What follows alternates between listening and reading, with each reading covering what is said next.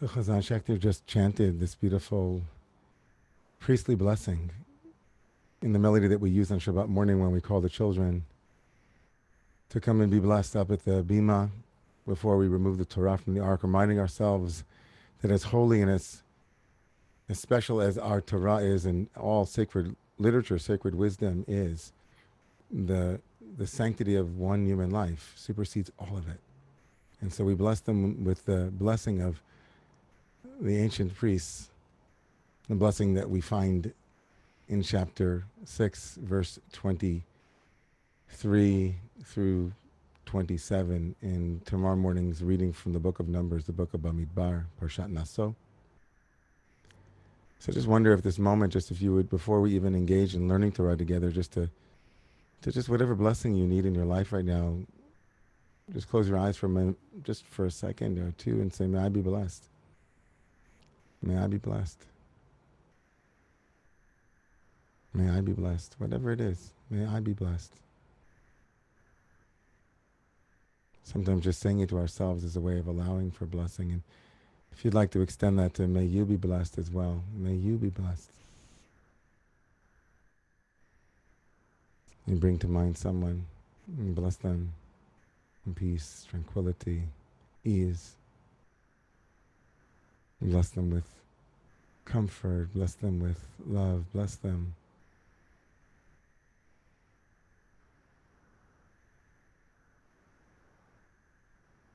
And if I closed my eyes a couple of weeks ago, maybe a month ago,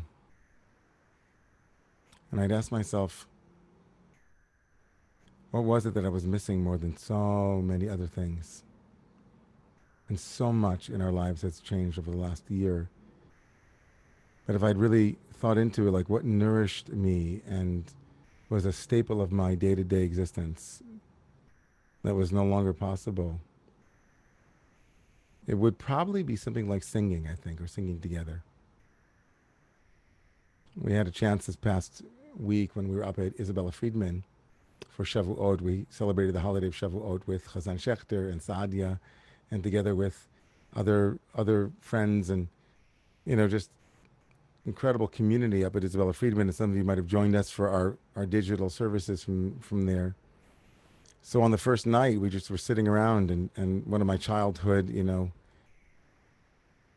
don't know, I would call him an idol, but just somebody who inspired me with his music, Ellie Kranzler was there, and we were sitting around a table and we just started to sing together, and it felt like we were ravenous. My friend Liz Savage said that, the ingredient of hunger, right?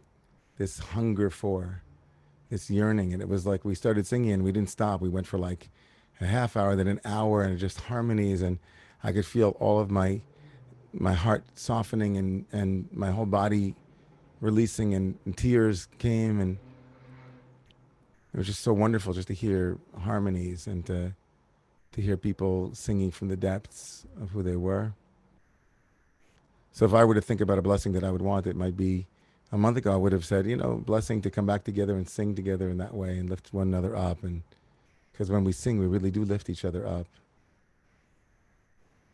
So when we arrive at this blessing, this priestly blessing,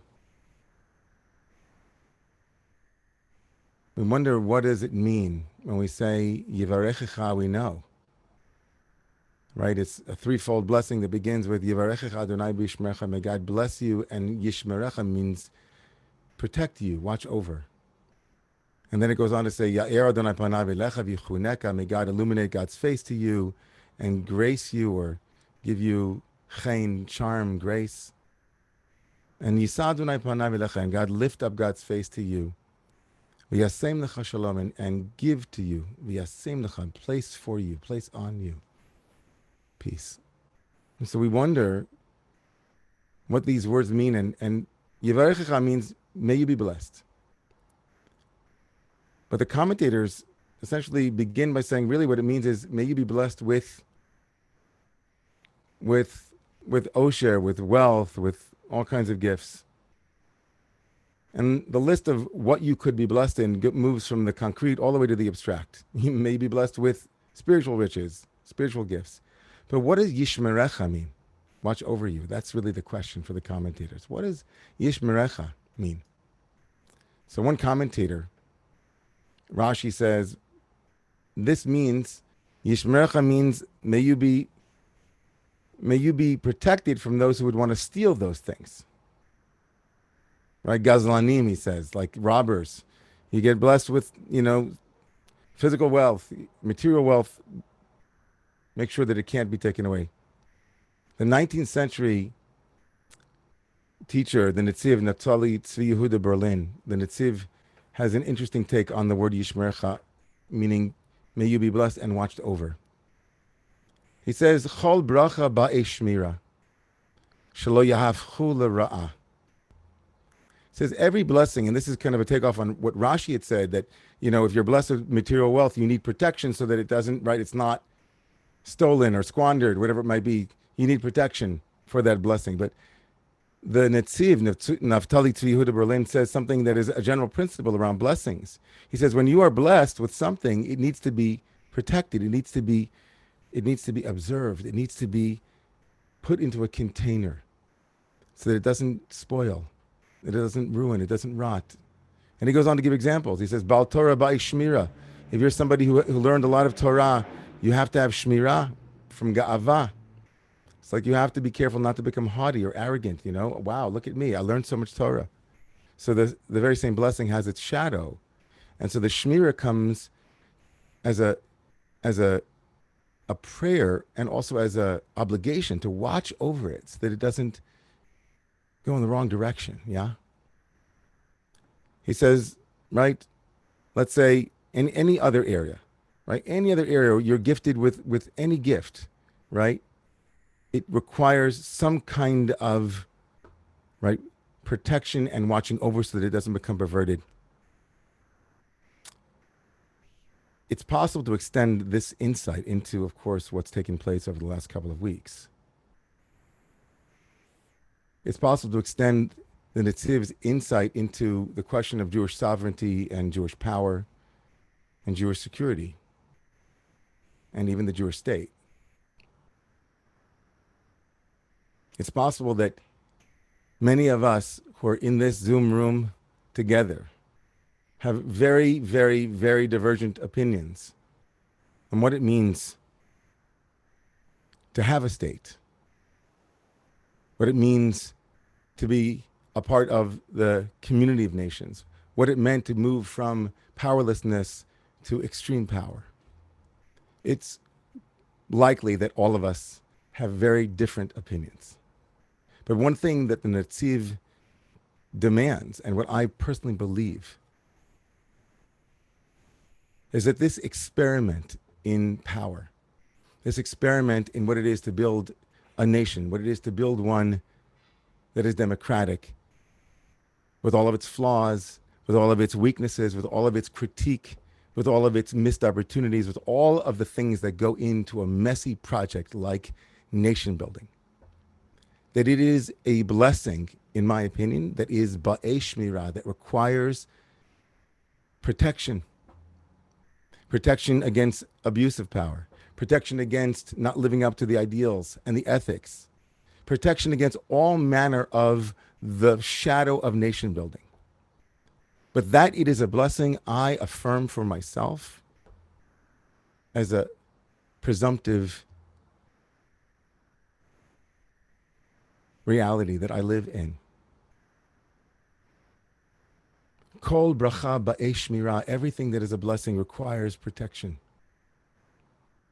Everything that is a blessing requires protection.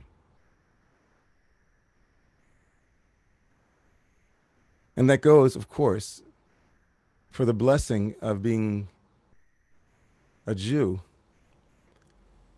who identifies as a Zionist. I too require shmirah, blessing. People like me, who grew up like me, people like my parents, people like my sister, people like many, many, many millions of our co-religionists who identify by that label require shmirah. And by that I mean, not that we can't be anti-Zionist. Of course you can be. There were plenty of anti-Zionists before the State of Israel was established. There are plenty of people who are critical, and justifiably so, of many of the policies of the state of Israel. But over the last week, the blessing of being able to say, I'm a Zionist, has come under such egregious and heinous attack, the likes of which that perhaps none of us have ever seen before, possibly.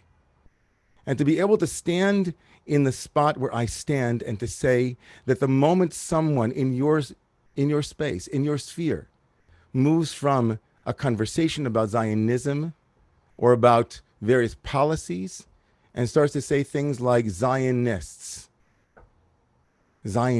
are Jews. Kol bracha ba'esh shmira. Every blessing requires protection, a fundamental assertion of our human dignity as Jews and the dignity of all peoples is to be able to stand without a label necessarily and to not have to defend our physical well-being against attacks and onslaughts. In LA, just 2 days ago,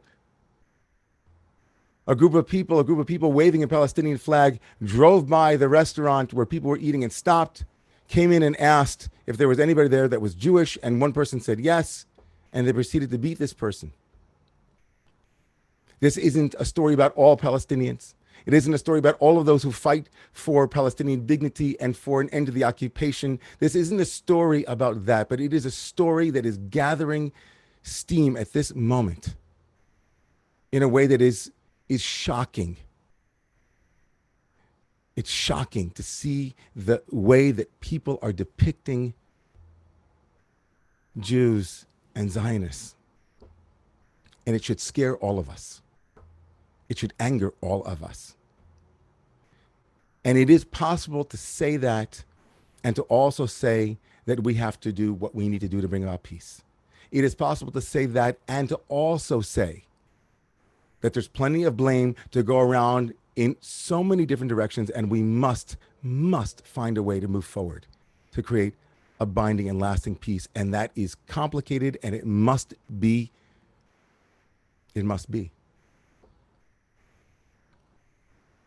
But all blessing requires protection. The end of the priestly blessing is Yisad v'nai panav elecha. May God lift up God's face and bring you peace. Yisa, that word to lift up, Yisa. It appears 4 times in Parshat Naso in tomorrow morning's reading, and it invites us to think that when we recognize blessing and promise to protect it, we lift one another up, like those musical sounds, like those harmonies, like that hunger for other voices and the hunger for one another. We lift one another up. One Hasidic master says that the priestly blessing ends with the word shalom to teach us that just as God is Oseh Shalom B'Mramav, the one who makes peace above between heaven, between fire and water, 2 elements that can't normally be brought together, so may God bring peace here below to those who fight and who deface and who denigrate, so that we might be lifted together. I am praying, that we make a turn towards peace. I am praying that we can hold these 2 truths together, that one does not have to choose between fighting on behalf of the dignity of all peoples and also fighting on behalf of the dignity of the blessing to be called a Jew and maybe even a Zionist. We must extend that protection and that blessing to all of God's people. I pray that that comes to fruition. I pray that we don't spend another year in fear and in misunderstanding. May the face of love and the face of peace wash over all minds and all hearts, that they might see one another with goodness and with respect and dignity. May it come soon in our day, and let us say Amen. Amen. Please rise, if you are able.